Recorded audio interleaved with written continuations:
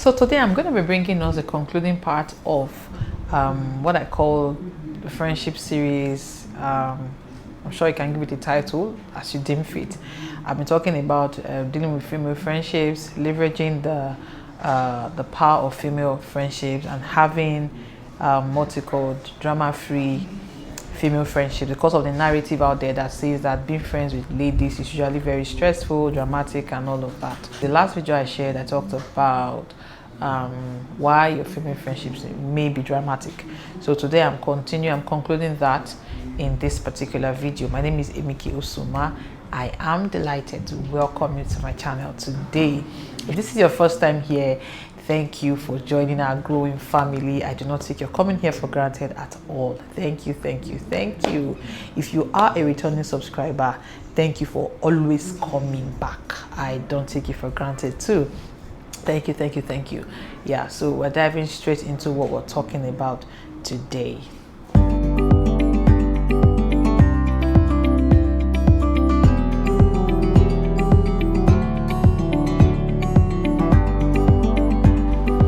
Yeah, so welcome once again to today's video. Like I said, I'm continuing the conversation around why your female friendships might be dramatic. So if you have not watched that, you can go back and watch the previous video that I posted. So I'm basically going to be focusing on one particular thing, one particular item in this video, right? So one of the things that might be making your female friendship dramatic, please forgive me if you're picking background sound. I am not in my house, as you can see. I'm actually in church after service, so there's a meeting going on in the hall, so just in case you're picking sound, that is why. And I could not wait till I get home to do this video, so please kindly bear with me. You know what they say about punching perfection in the face and just doing what you should do. If I wait for perfect times, many times I will not have any video out there on YouTube. We're just striving to do better and better as the days go by. Yeah, so what I'm going to be talking about today speaks to the fact that many of us as ladies, we might just be holding on to relationships and friendships that have served their purpose. We don't always have friendships that are meant to last the whole of our lives. Our friendships can come to us in seasons, right? And we go through different seasons of life. Your best buddies in school, when you were in secondary school, do not have to be your besties up until you get married or for the rest of your life, okay? Some of them were sent to you, your paths crossed because they had to cross in that season. They were the support system you required at that time, okay? And you know that we are all growing, so none of us is at the same level at any point in time, right? So what we require at a particular level may not be what we require in the next when we transition to another season of our life. So we must always remember that, okay? Yeah, so we had friends in secondary school, and then when we were in university, we met a new set of people, right? And then maybe when you got married, you met another set of people, okay? So these people you keep meeting, they might be in your life for the long haul. Some of them were designed to just be in your life for that particular season. So you discover that when you are now trying to drag them into the next season of your life, or insist that they remain a part of your life, you are going to now run into a lot of friction. And to begin to look like, oh, this person is a bad person, ladies are not trustworthy, you cannot really be friends with them, it's a lot of drama and all of that. You need to step back and ask yourself, this person that I'm now having issues with, what is really the matter? Why are we no longer in sync? Okay, so if the person was tailored to cater to you, or you were tailored to cater to that person at a certain level of life, when you have left that season, you may no longer be equipped to do that. Either you are now, like they say in certain job applications, they tell you are overqualified for this role, or they'll tell you are not qualified enough for this role. It doesn't mean that that applicant is a useless person. It just means that that person has not found the right job that fits where they are at that point in time. So that is one thing you should ask yourself. Has this friendship served its purpose? Am I dragging from season to season something I should have let go a long time ago, right? That is one important question we must ask ourselves, and one thing we lose sight of. Now, when I was in secondary school, I had, like I told you for my first video in this series, I've always had amazing friends. I've always had fantastic friends, you know. So I had these friends in primary school. what brought us together was our commitment to our school fellowship, right? We had the same values, and all of that. We inspired each other. We served in the school fellowship, and then we're in the choir. So we just had a lot of things bringing us together, So I remember a particular one. We were even now church members. So out of school, we're in the same church. In school, we're in the same class, although she was a science student, but I think we're even closer. We spent more time out of school because of our church activities. We're both in the drama group, we're both in the choir, and our houses were close. We lived in the same neighborhood. So sometimes we'll go to rehearsal together. She'll come to my house and call me. We'll go to rehearsal together. Then other times, maybe I go to her house, I call her.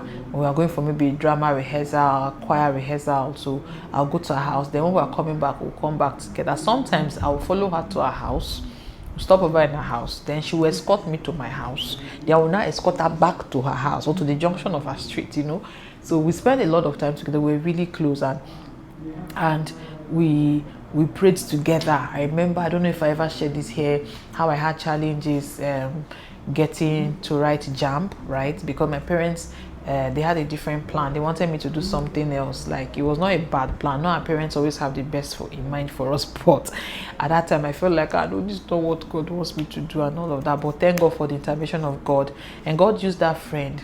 There were no phones then. I remember we agreed to wake up at 10 p.m. in our different respective homes to pray at night so that God can intervene, because I did not want to be rebellious. It was not okay for me to be rebellious and to be stubborn about what my parents wanted. So we prayed a prayer of agreement together, and I saw such a miraculous and peaceful intervention of God. So we're that close. She was that much of a blessing to me. We knew everything that was going on in our lives. At a point where we asked, are you people's sisters? This rub-off, friendship rub-off. You begin to look alike. In fact, we became so close that many times we show up in church wearing similar outfits. And like I said, we didn't have phones then, right? So there was no way we could have known or phoned each other to say, oh, I'm wearing a pink top and a black skirt and all that. It was now like we're like kindred spirits at that time. We wear the same thing, we wear a similar scarf. We use the same scarf, the same top, the same color of skirt, and we just met ourselves in church. We did not know we're dressing up like that, right? So we're that close.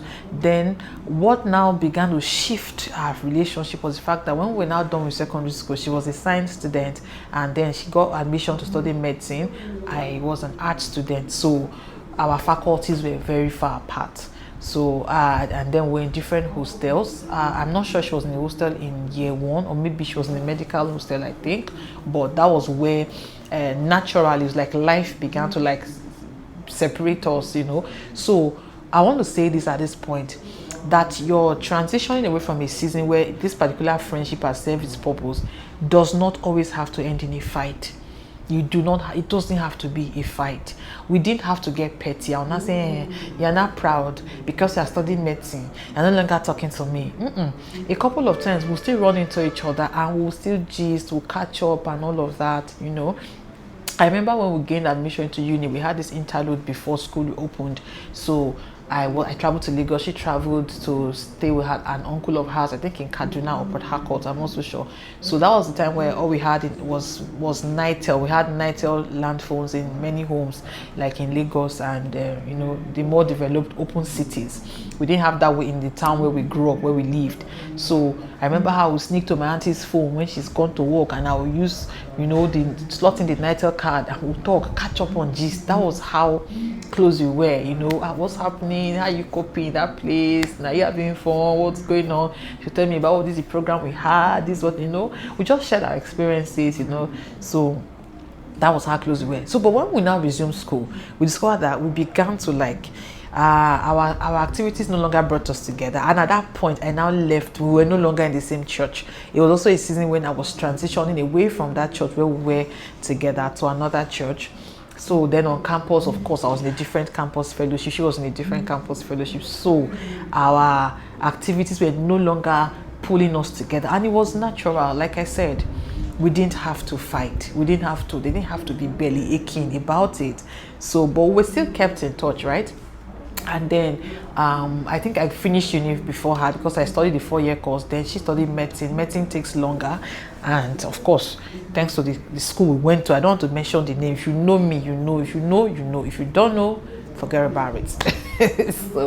so I finished before her, so she took a longer time in school. So I remember when I was getting married, she was not the official bridesmaid, but she technically played the role of a bridesmaid. Like, she looked out for me. I remember her coming to the house, following me from the house. You know, she joined our car to church. She was there while I was dressing up. She was just there.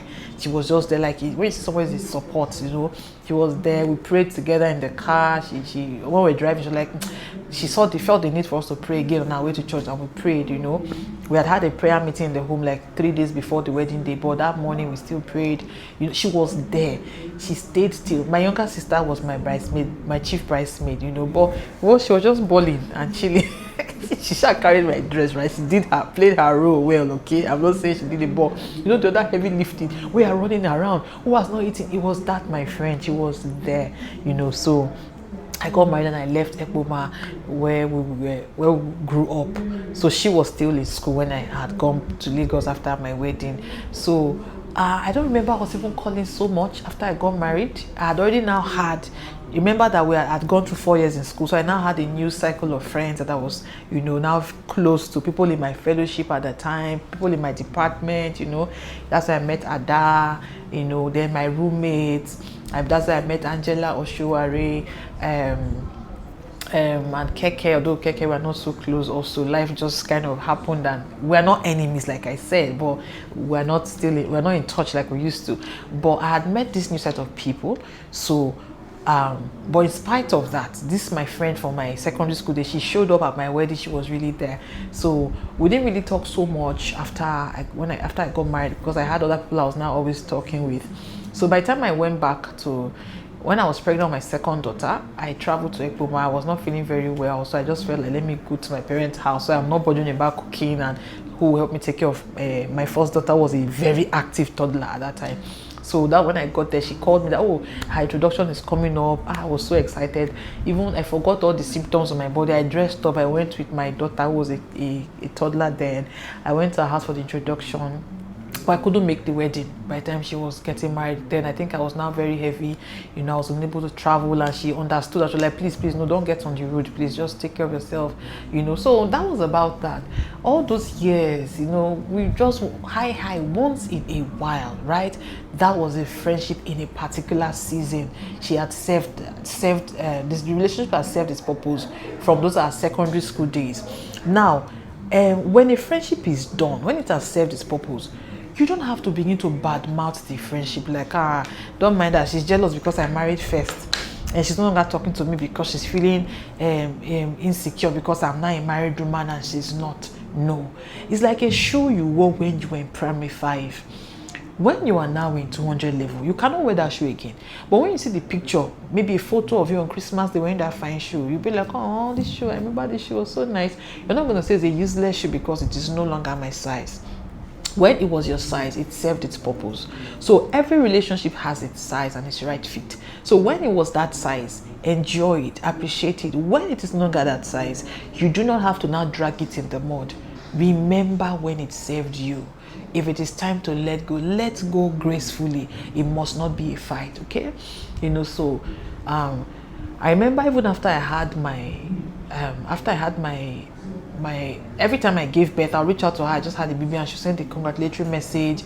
And then when I had my son, she also had her daughter. She had her daughter 5 days before I had my son. So we were pregnant at the same time. But even then, we're not really in touch throughout the pregnancy. But when I gave birth, I remember she reached out and she sent a gift to my baby, 30,000 naira. And then, you can imagine 30K there was like somebody's correct salary, monthly salary. So she sent that to me. So you can see that though we were not in that chummy space where I'm feeling her in on everything going on in my life, every time there was an occasion, there was a need to reach her, she would, with her graciousness, and she would do that with all of her heart, right? So, but after I had my son, and then years went by and all of that, right now where we are, in fact, we can go on a whole year, we've done 2 years. I don't remember the last time we spoke. But if I see her today, there is no bad blood. We'll hug ourselves, hug each other, we'll catch up, greet, right?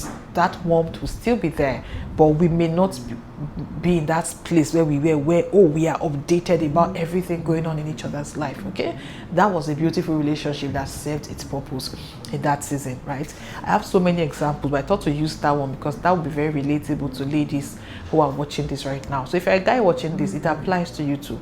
So do not belly ache when the season is done. Let's not do this. Let's not be petty. My friend wasn't petty. I was not petty. I didn't tell her you are now in medicine, you are feeling proud, so that's why you're not talking to me. No, she also didn't do that to me. She didn't give me the vibe of, oh, you're now married, you're feeling proud. No, not at all, right? So let us graciously and gracefully let go when a relationship has served its purpose, okay?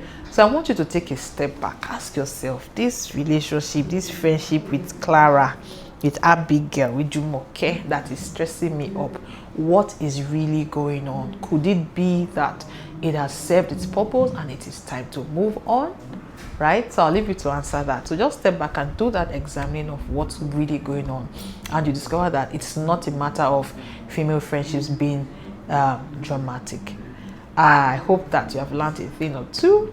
If you have enjoyed watching this video, please remember to like, okay, subscribe if you have not subscribed, share this video with your community, share this video with somebody who needs to hear this, that lady who has been whining about how that every female friendship is evil and it's always bad luck, it's always stressful and all of that. Share it with them. This may be the thing they are missing. Their friend is not a wish, no. Okay, this might just be the missing link, right? In closing, let's go gracefully when it is time to let go. Everybody in your life in chapter 1 must not follow you to chapter 8 of the story of your life, and that they didn't follow you there does not mean they are bad people. Okay, remember that when you wear a shoe that you have outgrown, you're going to hurt your feet and eventually develop serious issues on your feet. You don't wear shoes that we have outgrown. We let them go. We buy new ones, and when you buy new ones, we're still grateful for the old one that served us well when it served us well, right? Till I come your way again, keep winning.